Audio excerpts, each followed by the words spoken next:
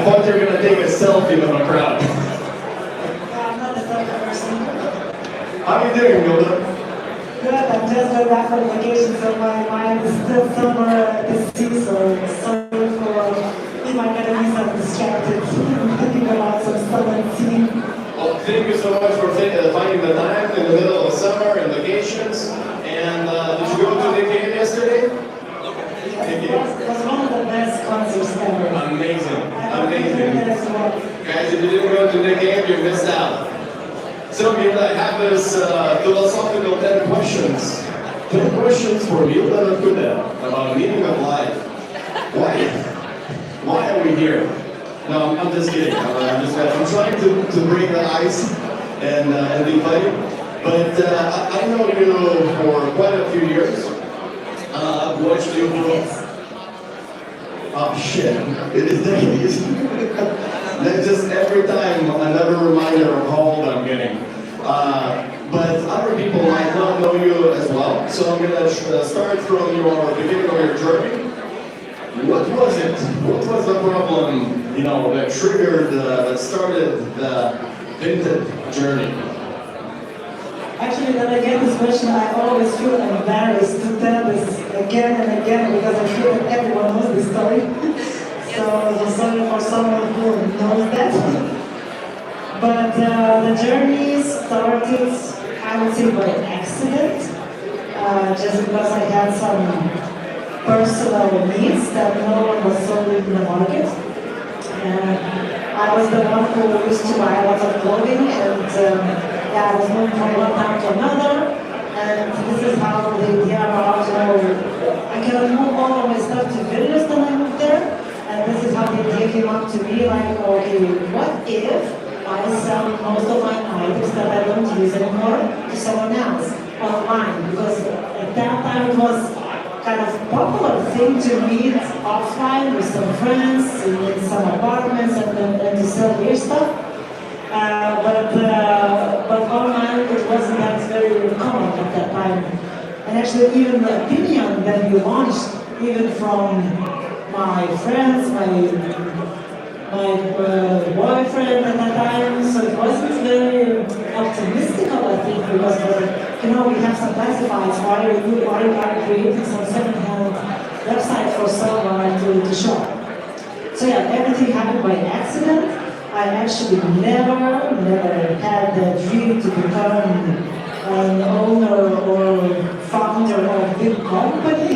And I think that most of people expect that I would say that it was, I was dreaming that I was a teenager and so on.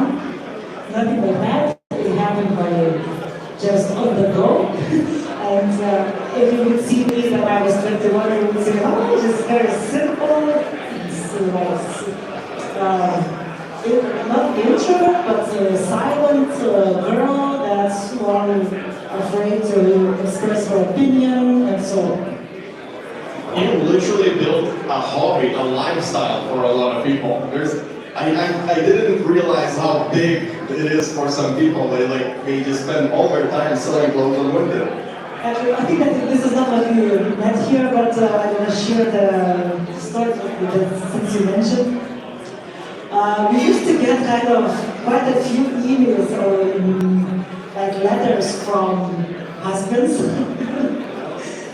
because they would say I remember one mail and I was I'm so sad that I haven't seen that because that would be a best PR story. I think it was I had a girlfriend and she's so addicted to it at that time it was that she is if you're on a date, she always on Vinted. If she wakes up in the morning, she always is Vinted. And it was, he asked for the feature. Could you make limitations for kids?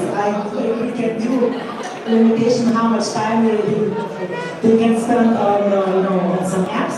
So could you do a limitation just for Vinted that my girlfriend couldn't use as much as she wants? So you had these addiction issues before Facebook. So I guess no one asked, did you manage to sell those clothes back in the day? did I manage? Did you manage to actually sell those clothes before Vinted? Did you even manage to? No. Never tried. Now this problem is definitely solved in so many markets around the world. Maybe you can share, to give people perspective where you are right now. Like, what are the latest public numbers of Vinted? Obviously, you just entered the US market. Maybe you can share something about that. So, just for information, so I'm not actively involved in more so, what here? So I'm a shareholder. So I left Vinted as an active, from the active role like almost 9 years ago. So I spent almost 10 years in Vinted and then same time not with Vinted. And yeah, so now I think that the recent numbers, the recent news that everybody's talking about is the US market.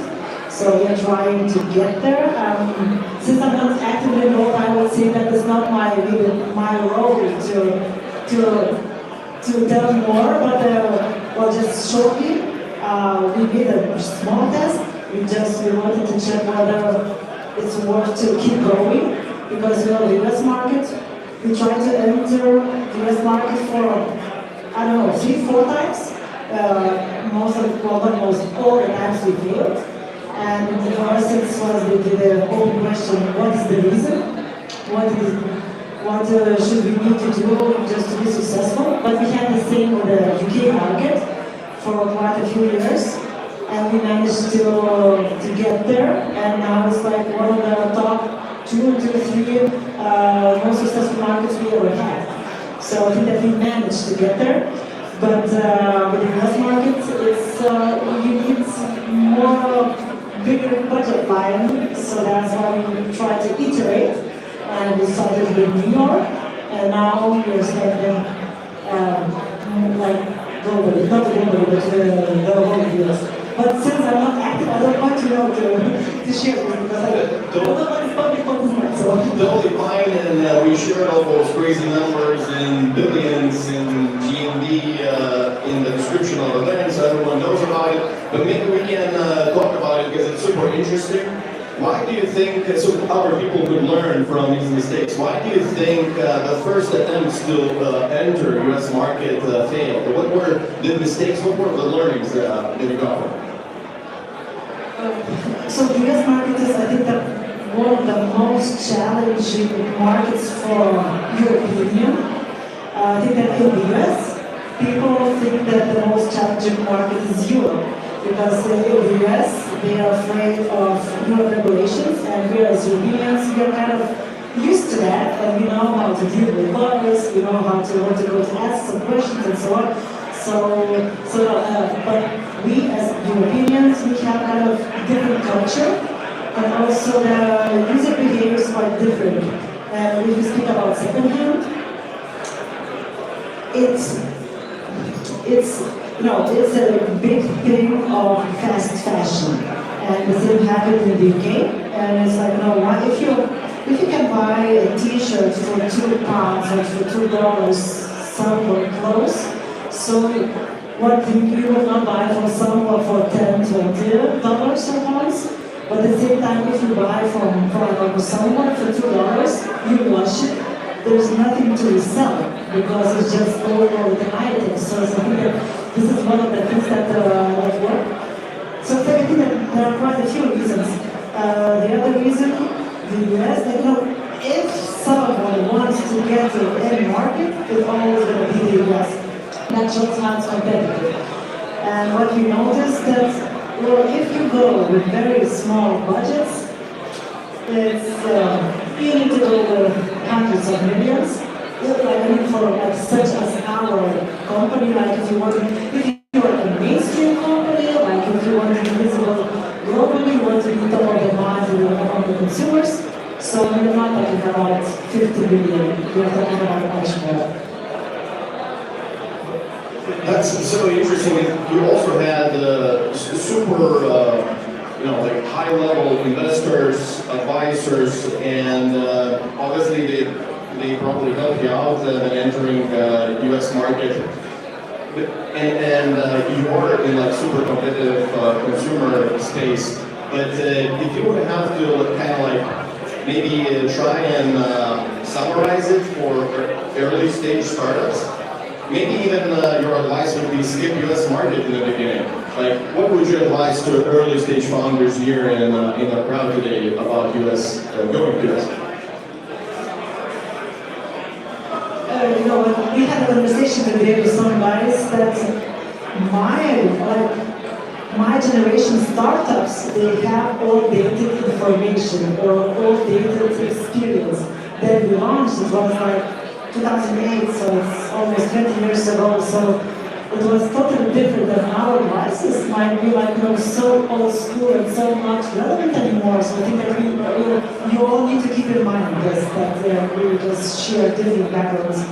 Because at that time it was still Wild West, not so much competition, like VCs, there's still some kind of just growing, and in Europe it was almost zero, like nothing, no ecosystem, nothing. But if you speak about going to the US market, well, I think that I think that at the end, the US market describes whether you are successful or not. If you are there, I guess the society, investors, they see you as succeeder. And if you are just in the European market, well, you're just regional startup or regional company, and this is the end of the game. Right? So you still might be big, you might be the unicorn, but I think that you're still a regional player, not a world-class player. So I think that the comes with a price because everyone wants to go to the US market. In our case, the US market for us was, I don't remember exactly, maybe the sixth one, maybe the seventh, the first attempt to get there. So we started with Europe, and then only then we managed to nail how to enter the market, how to know the consumer, how to make a marketing strategy, how to attract consumers. Only then we said, okay, maybe we are great enough to try there. And again, we failed 4 times, even with that know-how. So I think, of course, you need to keep this in mind. But of course, I think that still the AI age changes everything. And if we have, because what we have in Lithuania, we have for me it's not a PR kind of message, but for me, we have a hub of people. And I think that people that the density of smart tech people, it's here. And I think we're not talking about, Latvia or Estonia, or sorry for saying that, but it's like I'm not trying to be as humble as I can be, but I think it's Lithuania at the moment, at least what I see from the ambition, from the startups that are created, from the ecosystem that has evolving. So I think that even though we have, as an even small nation, we have all the conditions to get to the US market. So did you see the product market fit firstly in Lithuania before starting to expand into these other European markets? And what was your product market fit realization? Like, was it some revenue or growth? So again, I guess most of you know that I started this as a hobby project. So that it didn't supposed to become a business one day. So for me, it was what kind of revenue, what kind of growth, what kind of member base. It's like, it was like, I want to sell my stuff and I want to buy from others, to be able to buy from others. That's why I need all of you to upload your stuff so I could choose and buy some stuff. That was the main KPI for me at the beginning. So I think that, that was the primary mindset. But in Lithuania, we saw the product market fit, I would say, from day one. And it just, it happened that, I wrote an email, sending that email to 40 of my friends, and I said, could have load some more stuff because we need to create like inventory, so the catalog of items, so that other people would love to come and to buy and see and so on. And it was like instant growth. It's like the first 2 days we started to count like in 1 hour it was like 10, 20, 30 members. Next day it was 500 members, and it was like growing each day it was like almost doubling. So it seems that I still keep saying that Vinted was too late. It could have come I think maybe 2 years earlier, because the members, the society was already ready. The same in Lithuania, and by accident we just said, oh, we are super lucky in Lithuania. But I remember that talks with Justas Janauskas. We said, okay, but if you would try to go to global markets, we thought that this product market fit. Well, we didn't use such terminology at that time. We said that it might be only in Lithuania, because maybe it's post-Soviet Union countries that maybe they are they are okay with second-hand and they are familiar with this concept. And we thought that in other markets, especially in Western Europe, it will not work. And again, by accident, we launched in Germany, and Germany was a game changer for us. Because in Germany, I think that we could have launched 7 years earlier, because it was even better boom. The society was super ready, and it was the product was taken like insane, and the media and the member base and everything just started to grow. If you see, I don't mention any revenue models and anything, so we didn't think about that. So was Germany the first market outside of Lithuania? Yes, Germany, Czech Republic. So those 3 markets were accident markets. They happened. So Lithuania happened because I met Justas. Germany and Czech Republic happened because we met by accident. Some friends and German girls, then later some Czech girls, and they said, oh, they saw what we were doing, and they asked, can we do the same in Germany?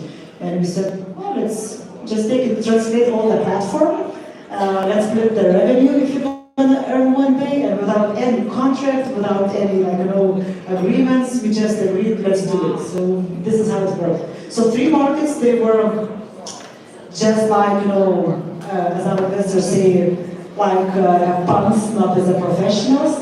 But real markets with real marketing strategy, some more business mindset or some more efficiency mindset. It was France and Poland. Well, awesome. And can you, since we're on that, then what were your criteria for entering this new market? If you would be helping someone build a playbook, how do we decide which market to go to? Why France? Why not, UK, Australia, or United States? So I think that each business has its own criteria, and I think that is very important to define. Because then we launched in some markets, we didn't know, we didn't have the list of criteria that we need to match. For example, I can just give some examples. We launched in Belarus, and it was before France and Poland. And what we noticed, it was one of the criteria that we found out. You need to have the overconsumption to be successful. And since at that time in Belarus, it was, we have one dress from some brand and you keep it for yourself. You don't have 10 pair of shoes or 20 dresses. So overconsumption was for us number 1 criteria. The second criteria was payment system. How we're gonna make payments. Because in Lithuania, online banking, even back then, it was quite okay, especially among young people. It was, I'm sending you money, via bank transfer, and that's okay. In Belarus, we noticed that they sent some money in the envelope. We started, we had some kind of challenges in France at the beginning, because we know what is the average of transaction, how many days it takes to finish transaction from the It was I one button, and then I got the item. So that was so in Lithuania it was like 2 days, 2 or 3 days. I'm not sure exactly. In France, it's supposed somehow to happen about 2 or 3 weeks. And for us, what is happening? Like, why transactions? There's something awkward, like, about France. And then we started to investigate it, and then we found out that about 30% of transactions are made in a check. So they put the check to the envelope, they go to the seller, the seller goes to the bank, and then cashes the money, and then he or she goes and all transactions done. So so those are payment system, how they are like credit cards or online banking, so all these things. Later on, we also discovered shipping, how it's convenient. So it's like those boring stuff. So I think that each business needs to find out those criteria that are necessary for you to have. In our case, it happened by trying. Because you go, you fail, you analyze, you understand, okay, this is the reason, this is the reason there, this is the reason there, and somehow you come with a bunch of reasons what you need to follow. And I guess it's a journey. And now you have Vinted Go and Vinted Payments, so you have your own payment infrastructure in your phone. Shows how important it is in our logistics. Awesome. So as you mentioned, like here in Europe, we have a lot of tech talent everywhere, and we tend to overbuild and overthink things. Maybe that happened in Vinted. Like, how would you get over feature paralysis, overthinking, overbuilding, and just pushing the product when the MVP is ready to go? So MVP and overthinking, I think that might be two different topics. Now I'm also running, creating an education product, so also help when MVP is ready. So and the more experience you have, the more perfect product you want to create.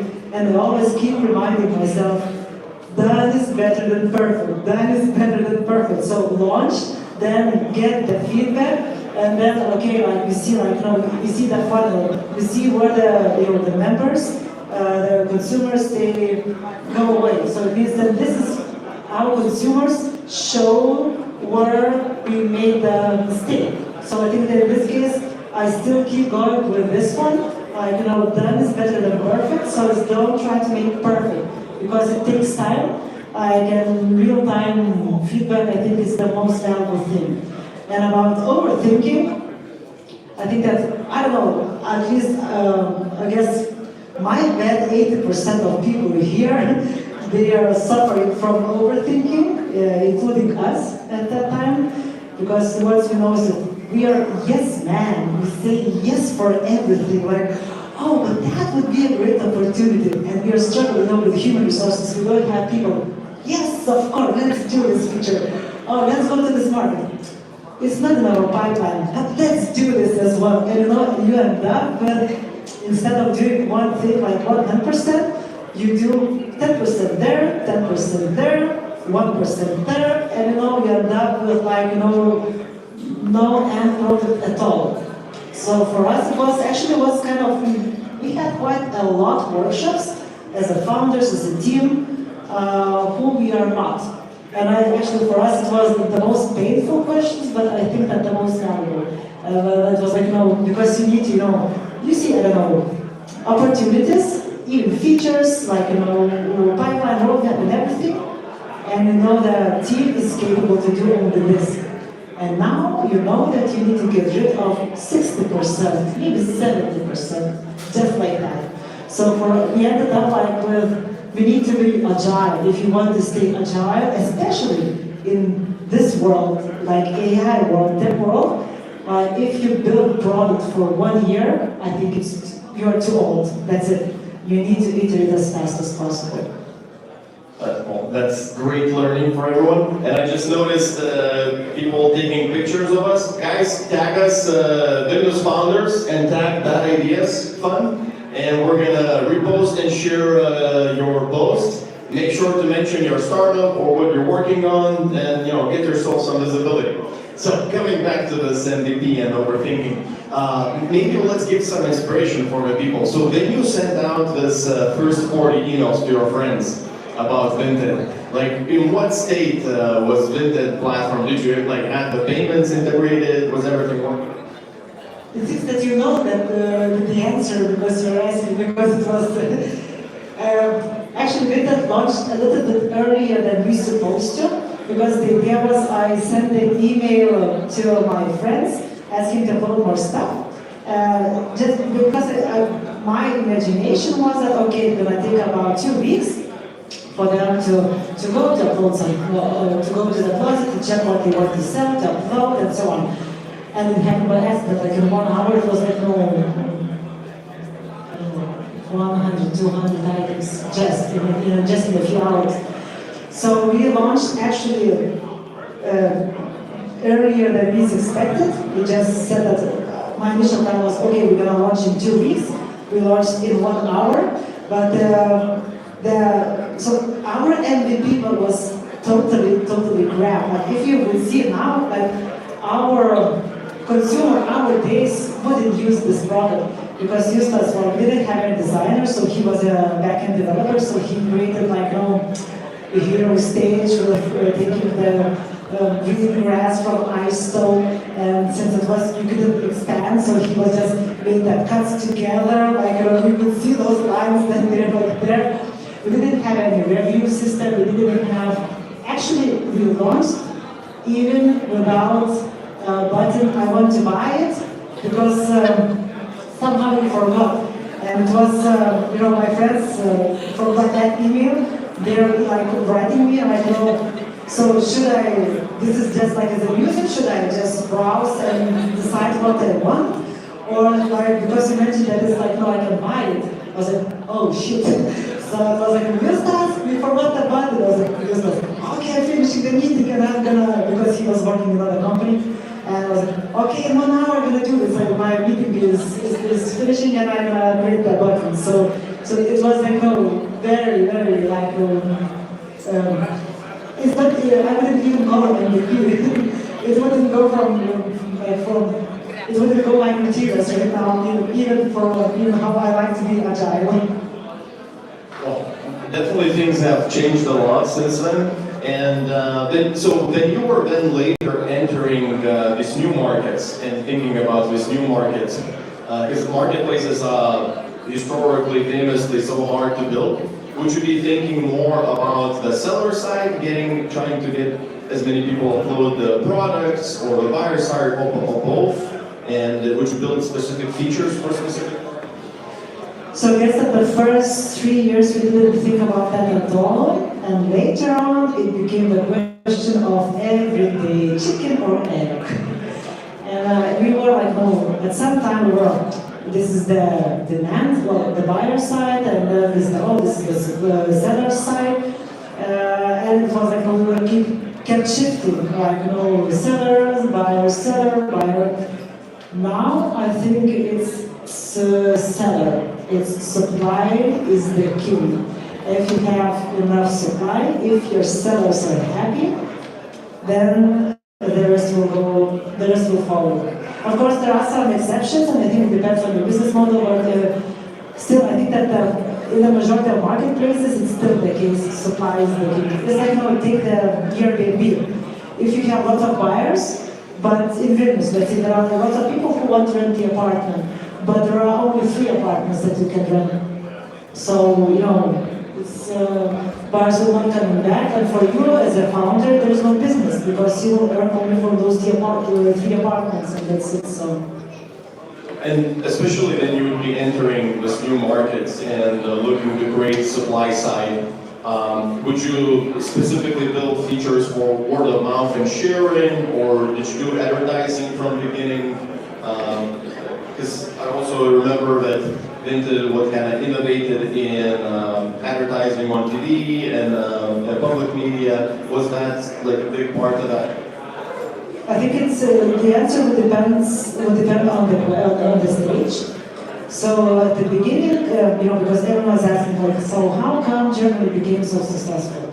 And the first 2-3 years, we spent, I don't know, maybe 50 euros for 200 flyers or like 500 flyers. It was, I guess, the worst investment ever. And you can imagine we attracted 0 members at that time. But what was the key, like, the event that happened? It was 15 years ago or something. So at that time, influencers, they weren't so mainstream. And it was kind of bloggers in German market, it was kind of emerging thing. But influencers at that time, they had super big power because they weren't paid. And I think that's the key difference, because now you know that in most of the cases it's paid advertisement. And in our case it was different with the bloggers, and in Germany it was a huge thing called blogging. And they started one by one just to write about us. One big blogger, she said, oh, I want to make the experiment for 1 or 2 weeks, just buy everything from Kleider, is the German Vinted name, just to buy from there and to show that I can stop buying new things and I can just be as good as usual. And she always just made the photos of her outfits, and this is how it was. In a 1-2 post, that it was enough for us. So it was wild west.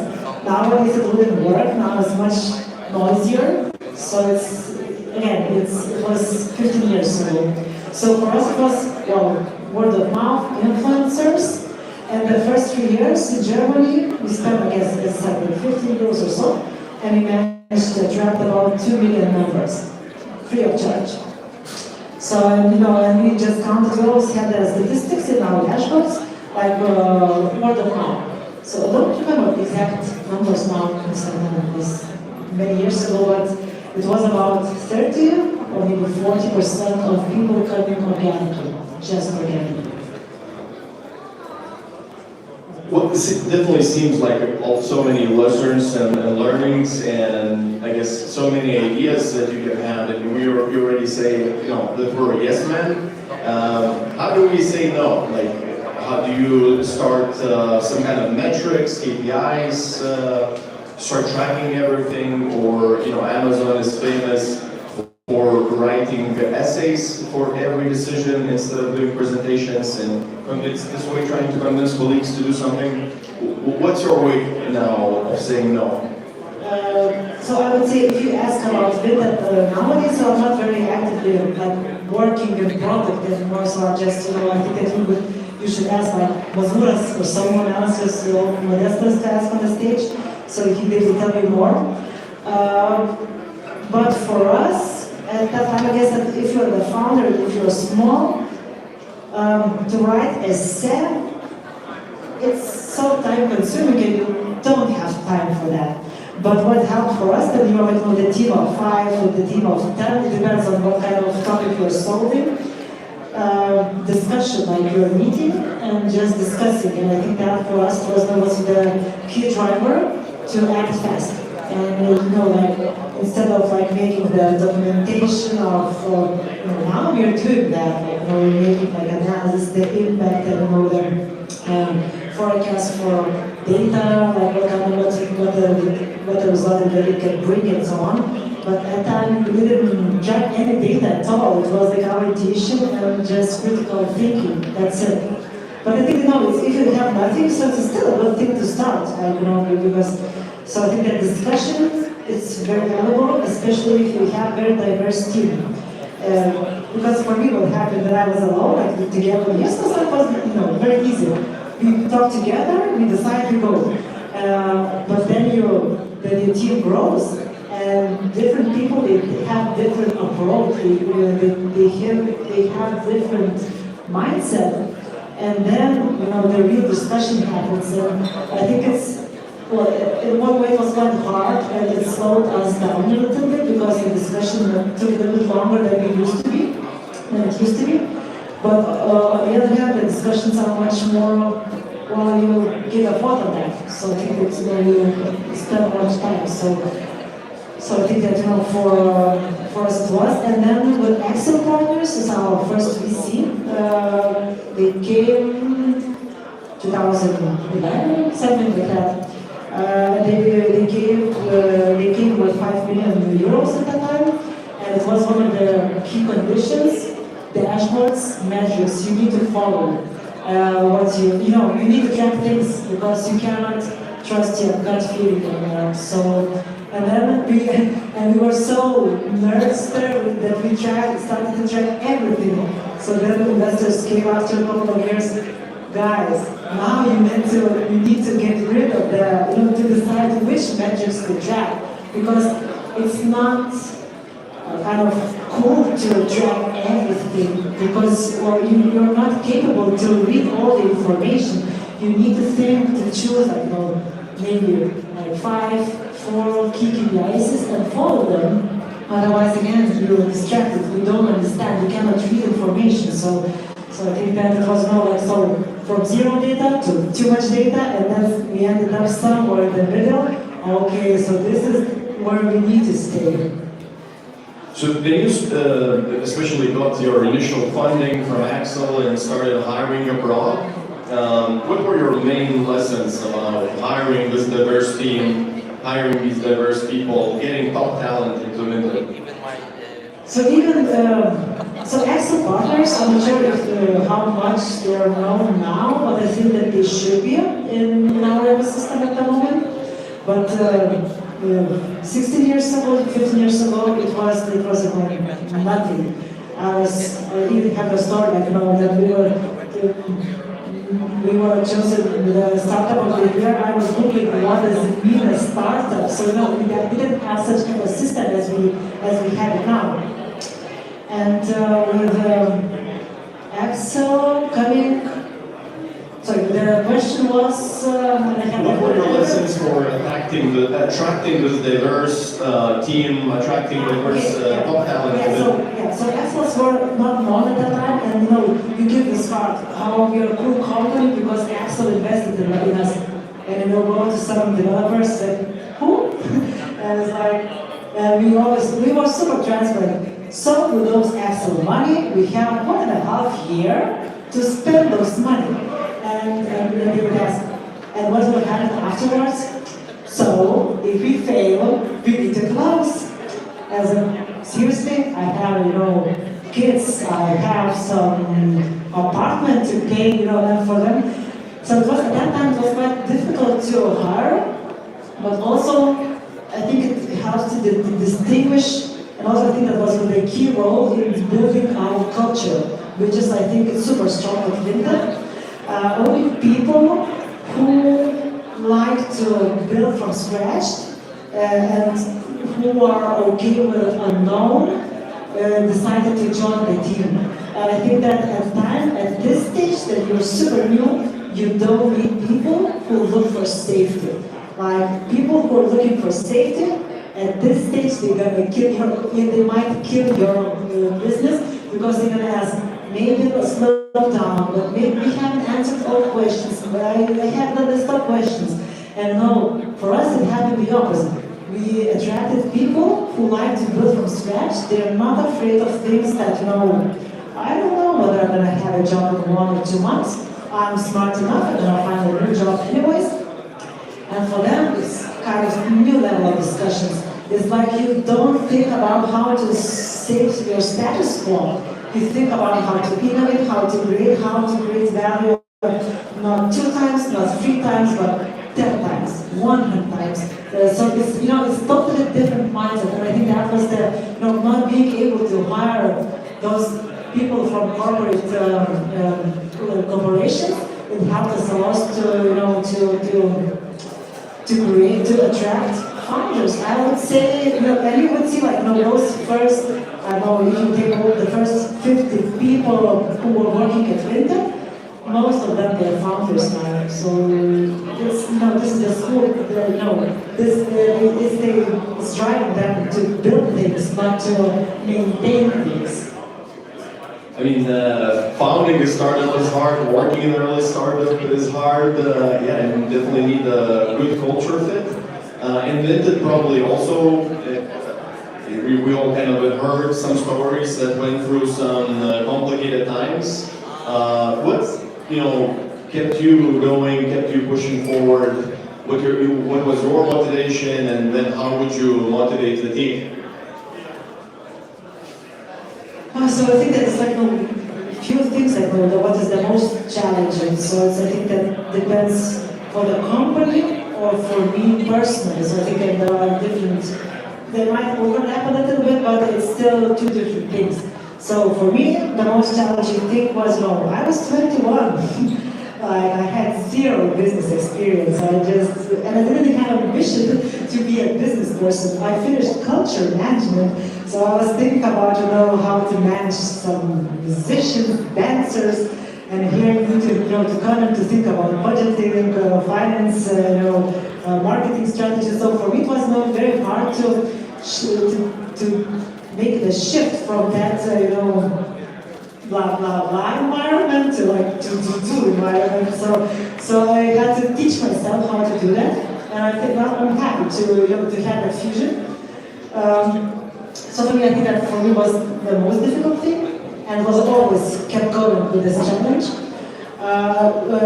For the company, there's no secret. There was a time that Vinted almost went bankrupt. And it was actually a very sad story because.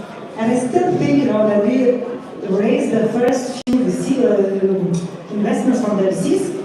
It was the times when traction was the key. Like, what business model?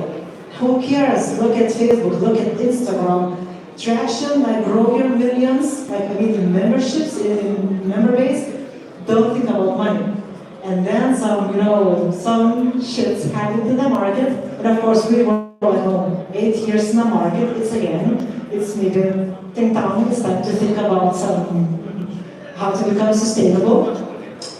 And we were super, and all the core competence at Vinted was around how to build the best product.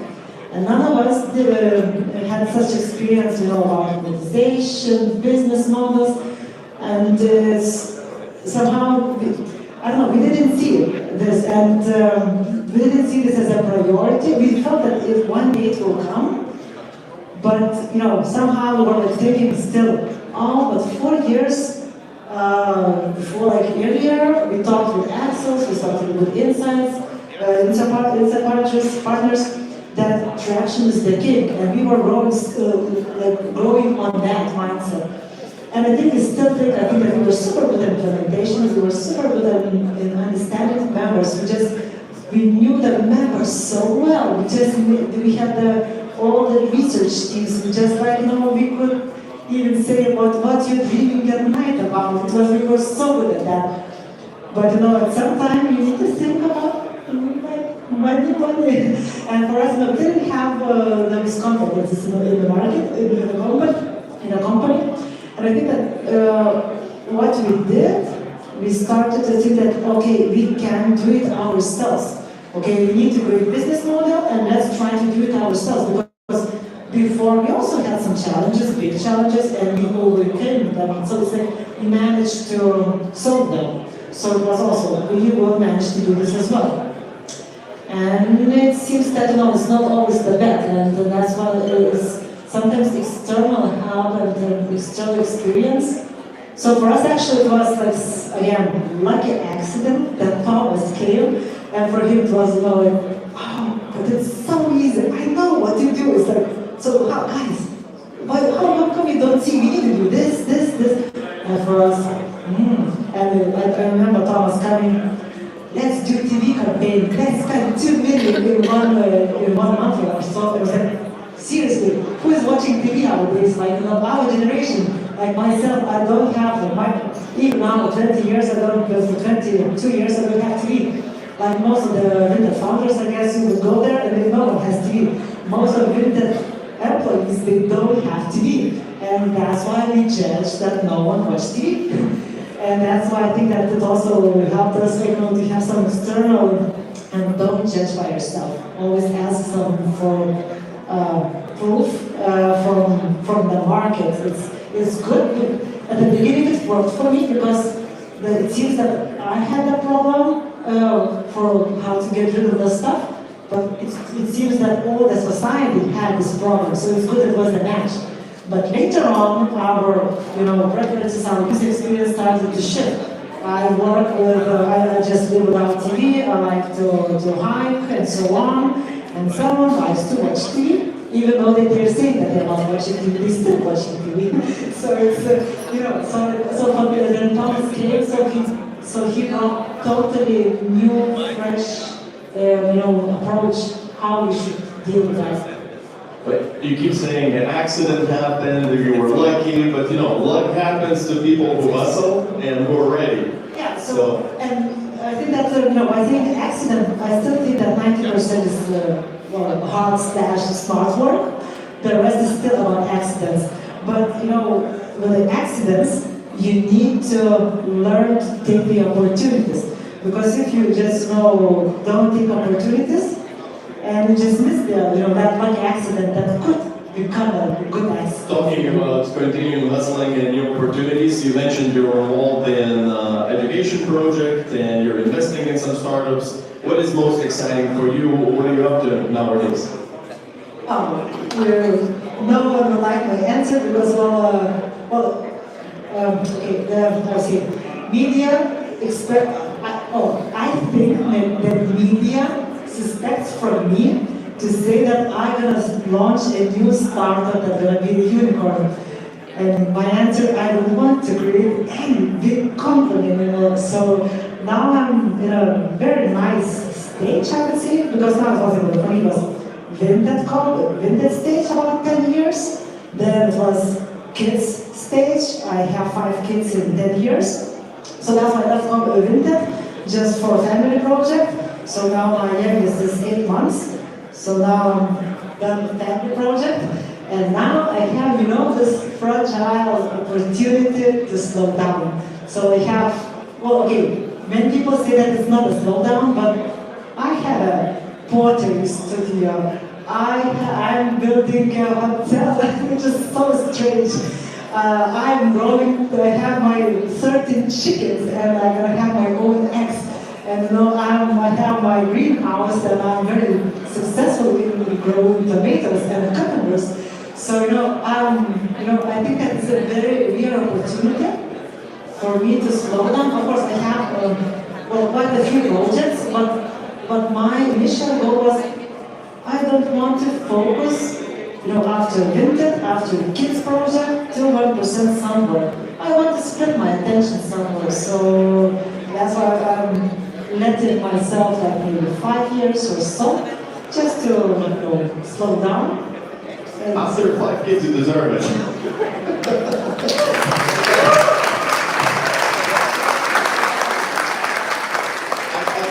Great spots to finish. Guys, be open to opportunities and take the chance when it comes.